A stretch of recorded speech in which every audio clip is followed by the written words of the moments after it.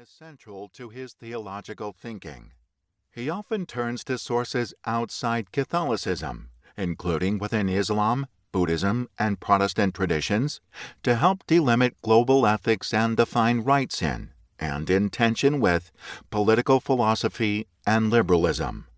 He focuses on conceptions held in common by multiple religious traditions, by atheists, and by humanist traditions to explain how humans can, as he says, reach agreement that some forms of human behavior whose harmful effects they have all witnessed, such as genocide, should never be permitted to happen again.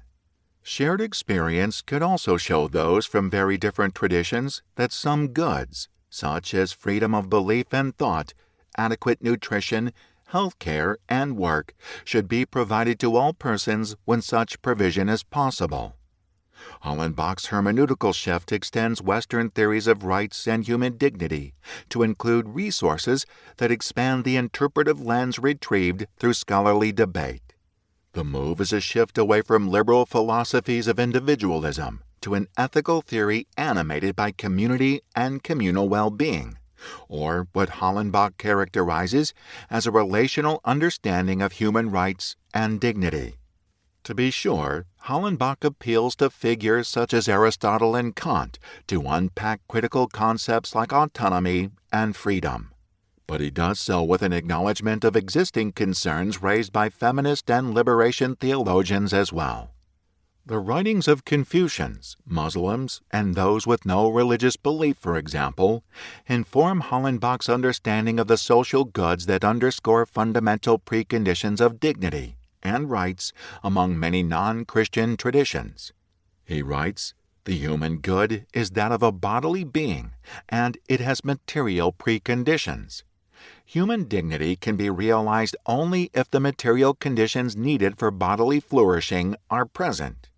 Protecting human dignity, therefore, requires securing a person's capacities for knowledge, freedom, and relationship, and it requires guaranteeing access to food, shelter, medical care in sickness, and other needed material supports. Human rights and dignity must be contextualized and read in context of many religious and cultural traditions. Human dignity, he notes, should be theorized alongside the material concerns and existential fears facing any community or region of the world. From Russia's war in Ukraine to political violence in South Sudan, from religious freedom and the rights of refugees to the controversial and contested treatment of migrants at the U.S. southern border and elsewhere, Hollenbach grapples with the global consequences of actions by nation-states that deviate from established legal and moral norms. Human rights in a divided world is a reminder of Hollenbach's ongoing significance within scholarly and public debates on justice, human rights, and global ethics. Without losing sight of tradition, most notably Catholic tradition, Hollenbach explores the theological limits of relying on a single creed to understand, for instance, suffering, economic inequality, or women's rights.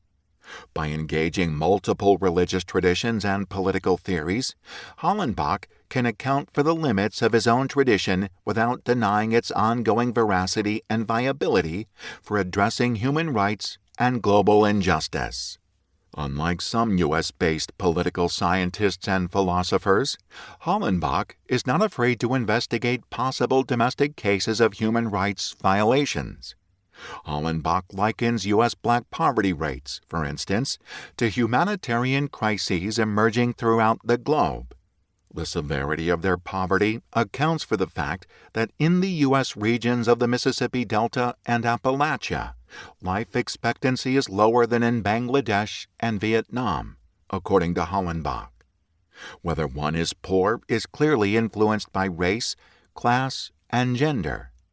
Racial inequality has a significant impact on the well-being of black people, both within the United States and in comparison to some parts of the developing world. The data of U.S. black poverty rates have been available since Reconstruction. Some legal and political scholars characterize the disproportionate poverty rates and income and wealth gaps to systemic racism, racial capitalism, and embedded biases.